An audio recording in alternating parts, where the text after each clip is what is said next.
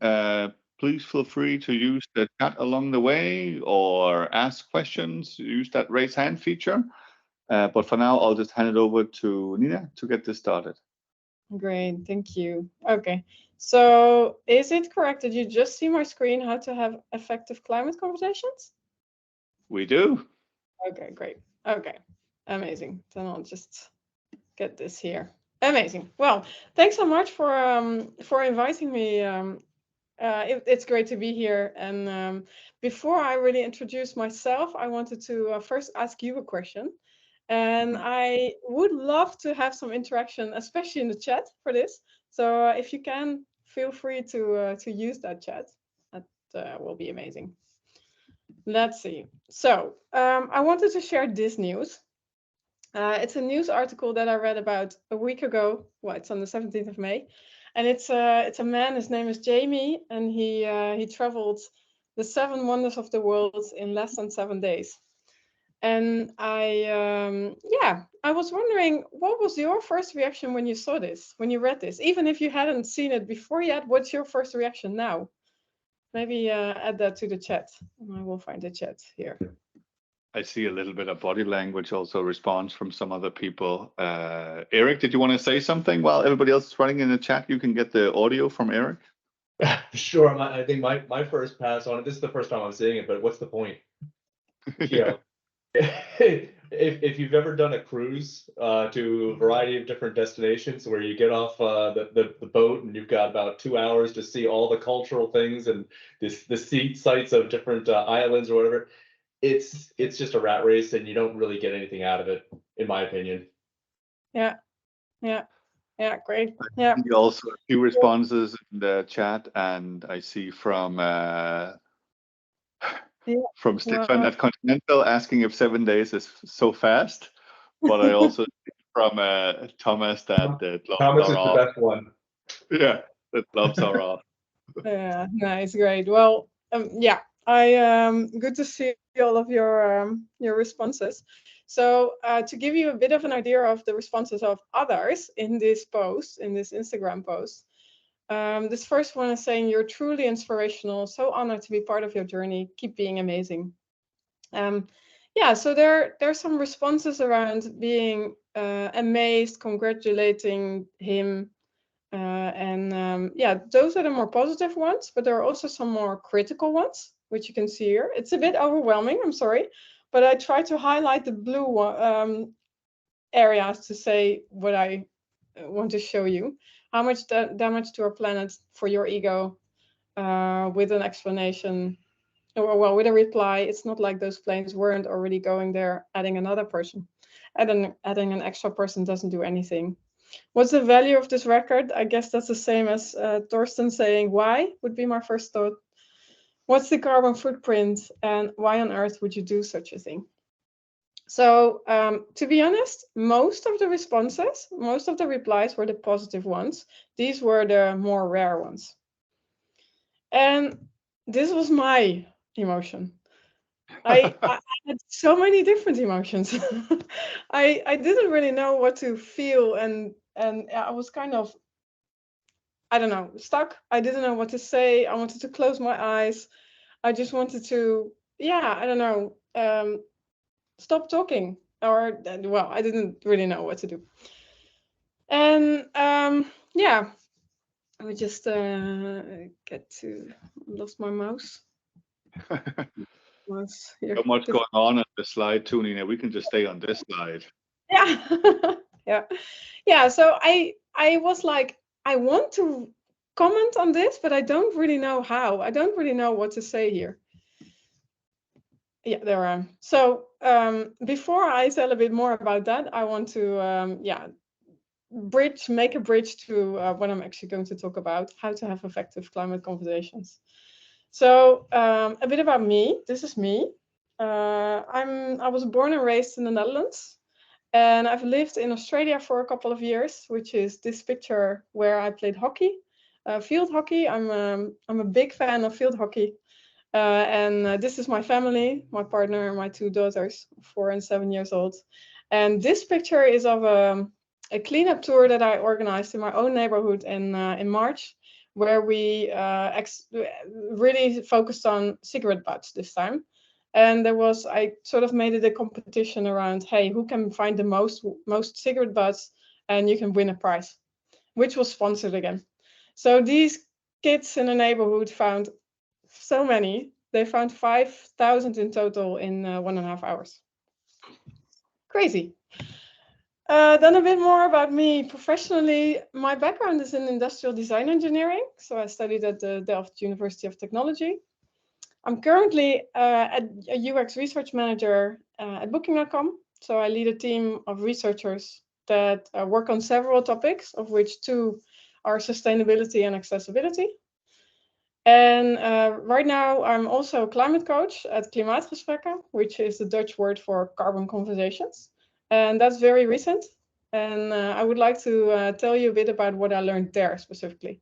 So I won't go into what Booking does right now, but my plan is to do that at the conference in November, which Janus invited me for. So Klimaatgesprekken, or Carbon Conversations, is a foundation that was started initially in the UK in 2006, and it was founded in the Netherlands in 2016. As you can see here, there are multiple initiatives going on in other countries. I actually am going to have a call with a Danish lady who's also a climate coach in the Netherlands to figure out what she's doing already. I don't know yet. I haven't spoken with her yet. But the intention here is to have the opportunity to help people, individuals, help climate-friendly choices, to make them more concrete and more actionable. And the way we do that is by organizing workshops, facilitating workshops, and using the insights from psychology to help people understand why they do certain things or not do certain things in their lives. There are currently 400 climate coaches active in the Netherlands, and this year, or in 2022, the initiative turned out to be the 17th, number 17th of the Dutch Sustainable Top 100 of citizen initiatives. So as I mentioned, the idea is to do workshops with individuals because of 2 things. So one is to help them work on how to reduce their footprint, and the other thing is to help them increase their handprint. And the handprint thing is a bit of a not so common word, I think, but they are using this a lot to help think about how can you help others have impact too. And in this case, this is basically what I'm doing right now, trying to give my knowledge to others about how to have those effective conversations with others, for example. Here you can see a bit about the workshop themes that they have introduced. And number 2, 3, 4, and 5 are basically almost a quarter of your emissions. So we go deep into that. So they're 2-hour workshops. Thinking about how concerned people are, I found some data from the Dutch, but also from people from the UK, that about 74, 76 people are concerned, or very concerned about climate change, but only 13% actually takes action. People want to change, but it's hard to change, or they find reasons to change, not to change. And the climate psychology is actually helping to get to that action. It can also be overwhelming. Climate change on itself, well, I don't think I have to, that's a new thing. But it's also sometimes hard to talk about it, especially if you have a strong opinion about it. It can also conflict with your identity and your values. And an example there for me personally is that I work at Booking.com, and we are trying to encourage taking flights and flying to the other side of the world. Whereas for me, that's quite a difficult thing. I haven't flown in a few years now, and I was like, am I at the right spot working at Booking.com with this mindset? So I actually had a chat with a climate guru that I love, and she was telling me, well, Nina, we also need people like you in these kind of organizations helping to make a change. So there I am. I'm still here, and I'm inspired to make a change there as well. Which brings me to climate dilemmas, which is like the split that you have of things that you really like, love eating, love doing. What are those things that, yeah, you still do that you know of may not be so good? Like eating chocolate. Maybe that's here. Eating chocolate is something you know, it's maybe not so good. So I'm wondering, could you maybe add in the chat, what is your climate guilty pleasure?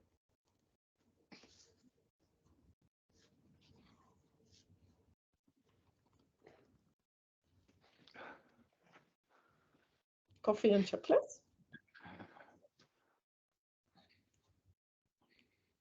Flying? Coffee?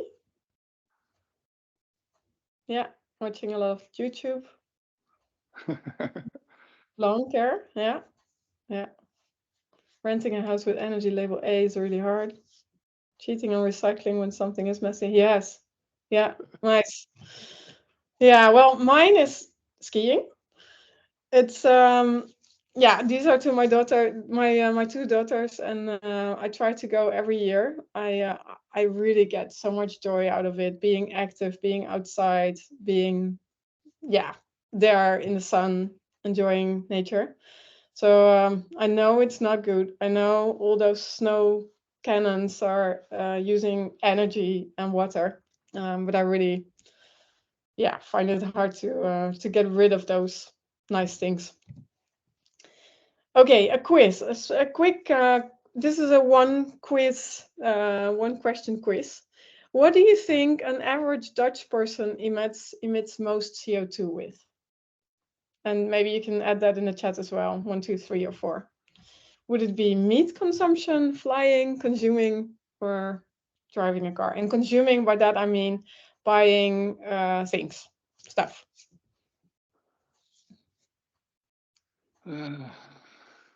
Will there be a price yet?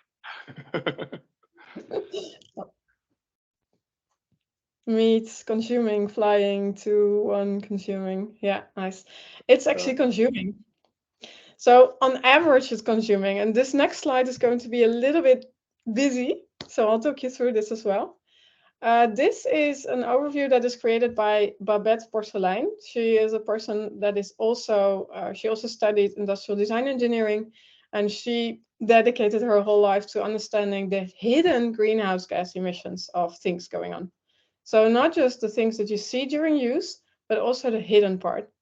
And then you get a very different view of what is your impact. So if you just look at the green parts, well, it's obvious, a car, your house, the energy, and flying is the highest. But if you also take into account that hidden greenhouse gas emissions, those then you get to stuff being very high. So I think it's very interesting to see where this comes from. And there's she has a whole book around this, the hidden impact, which is, yeah, I still need to check if there's an English version as well. But the website Think Big Act Now is also hers, and I think it's a very actionable way of looking at it. So yeah, I added the link here at the bottom right. So of course, this is an average overview, and you would say that maybe flying would usually be much higher, and that's true, of course. There are a few that are, you can't see their average. So this is all in Dutch, but if you look at this, for flying, if you travel further, the impact is actually almost linearly as high. So if you take a flight to Bali or to New Zealand, of course, this becomes much higher. And the same with a car. It depends on how much you drive. But they calculated the average Dutch person. I'm curious, do you know your own footprint? Your own carbon footprint? Yeah, I think it's very interesting to have a look at these two sites. The footprint calculator is the one in English. The average emissions that at least a Dutch person has is around 10 or 11 tons of CO2 per year. And it's actually really hard to well, that's that. And the average is 3.6 Earth that they use. So if you want to stay to 1, that's hard. That's super hard. But I think just going through that exercise of thinking about how big is your impact and what kind of thoughts can you think of that you can change is it's nice to think about. So change. How can you change? You could think about it as in you first need to hear the facts, then use the facts to make a change.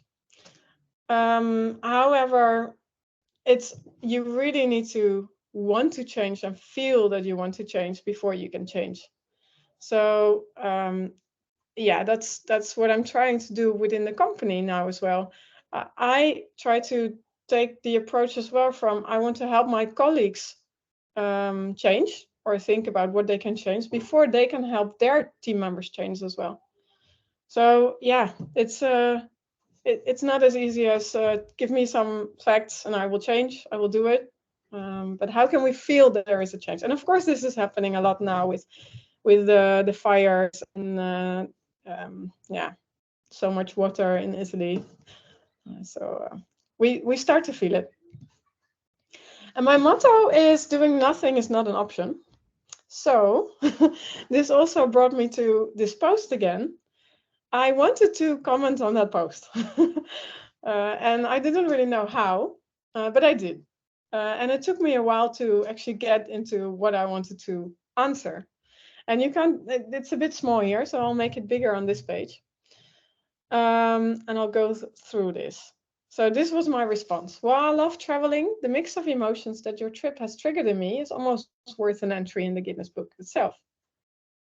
What did you like most about your trip? Anything you would change next time? At Travelport and Climeworks, I'm curious to see how you calculated the total of 2,500 kilos of CO2. The sustainabletravel.org website tells me that the Rome-Rio flight is already 2.56 tons one way. So Adventure Man was sponsored by Travelport.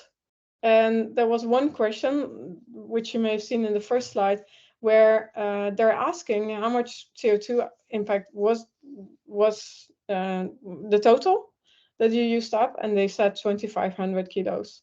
So I was like, is this true? So this is what I answered in the end. And what I would like to do now is talk you through the 7 rules of thumb, tips around how can you have that positive conversation. And that's where I will end with, looking at the time as well. Well, first of all, one last question. What do you think is the most important thing to do in climate conversations? Maybe you can add it in the chat again. So put in the chat, what's the number 1 most important thing to do in climate conversations? And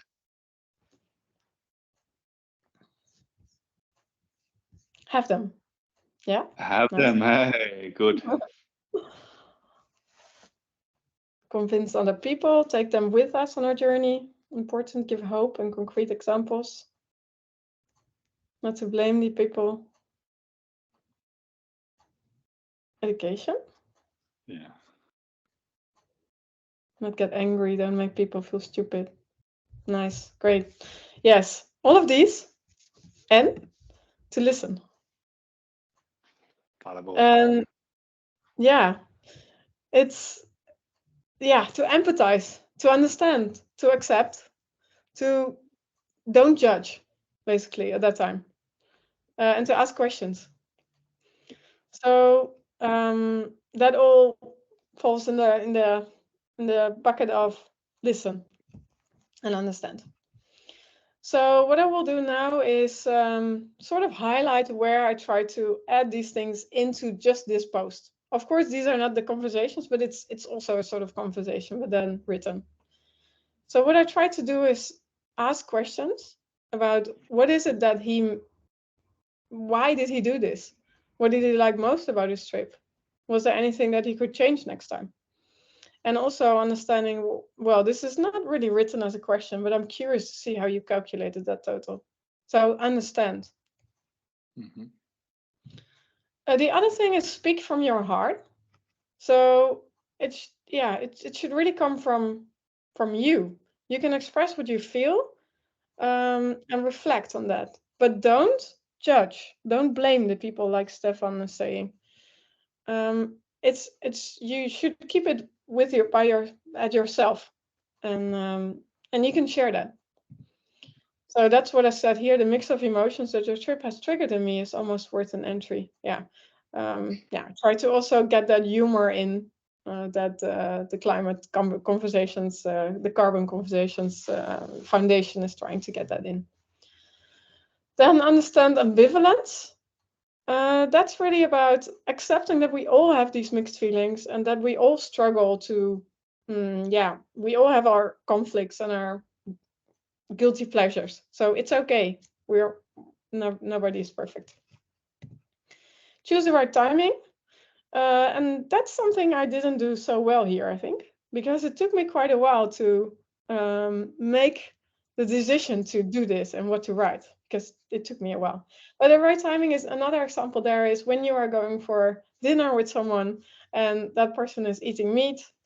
I'm vegetarian. I'm mostly eating vegan, and that isn't the right moment to ask why a person took some meat. Because that's it's going to, you're blaming people, not get well, you can really blame people and get the wrong emotion out. Roll with resistance. Of course, there's a lot of resistance in change, in making changes in your habits. It's difficult, so that's okay. You can also accept that and ask more questions around it again, like, well, how do you decide that you take the car to work? Well, what options did you consider?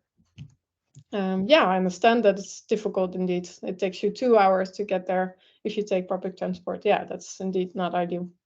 Something like that. Don't expect instant change. The way I talk about it is like you're planting a seed, and it takes a long time to make change, for someone to change, for everything to change. So every small bit is helping. Step by step, we're getting there. And nourish your creativity. So it's not really related to this post maybe, but it's about taking care of yourself and seeking the support where you need the support. So in this case, I didn't really know how to write this, and I actually discussed it with quite a few people, including my brother-in-law, who is really good with words and making nice stories out of this. So I actually asked him for advice, like, how would I write this in a way that is also a little bit funny. So these are a few of those tips in very, like, just a few seconds, of course. I have a video here. We don't have time for the video, but I will share this video. It's really good. I think it's really nice to look at it. It's just 4 minutes, and see, learn a bit more about the things that I was just explaining about. I'll make sure to leave it in. Yeah, sounds good. Yeah, so this is a summary, the 7 tips. I won't go through it again, but this is basically what I just mentioned. And the final thing is, if there's one thing that you can take away from this, is if you can, doing nothing is not an option, and try starting somewhere is already a really good thing to do.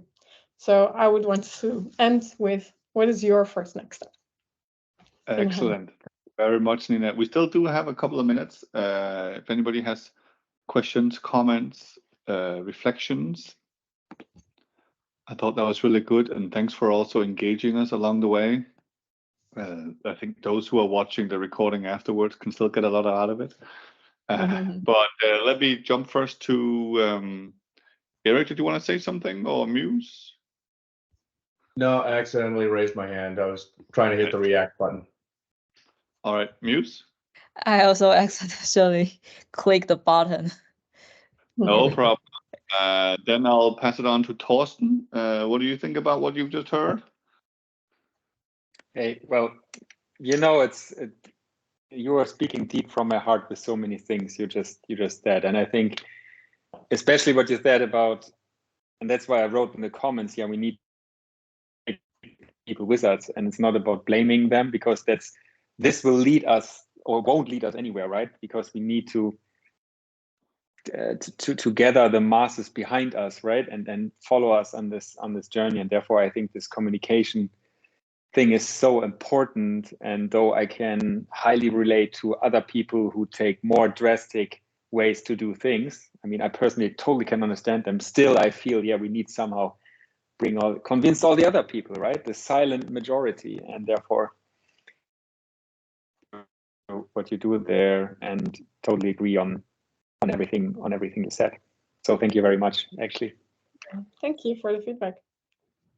Then there is a question in the chat.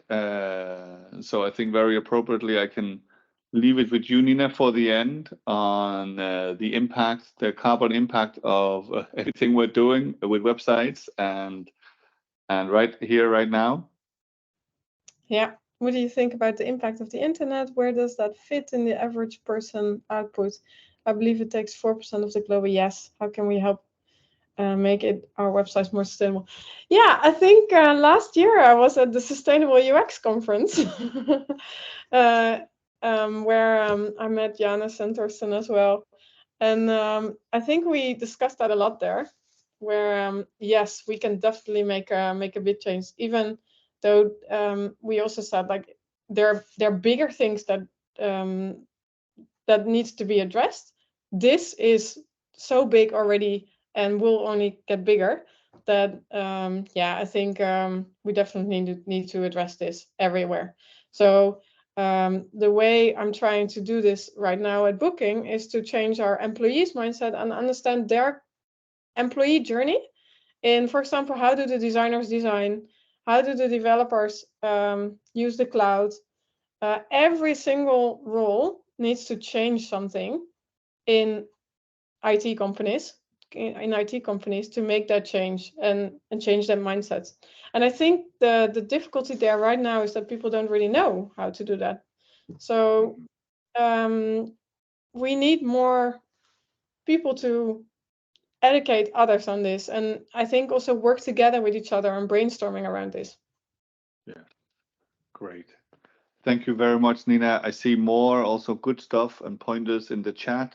I'll make sure to share the slides and the links, the impact, top 10, think big now, footprint calculator, and all these things. And we'll keep the conversation going. Also for UX Connect in 2 weeks, we'll make sure to share all the slides we can for those who can't make it there in person. But let's continue the conversation. And thank you, Nina, for educating yourself as a climate coach and sharing it with us. Thank you so much. Really appreciate it. Thank you very much, and we'll talk soon. Talk soon. Bye-bye. Thank you, Nina.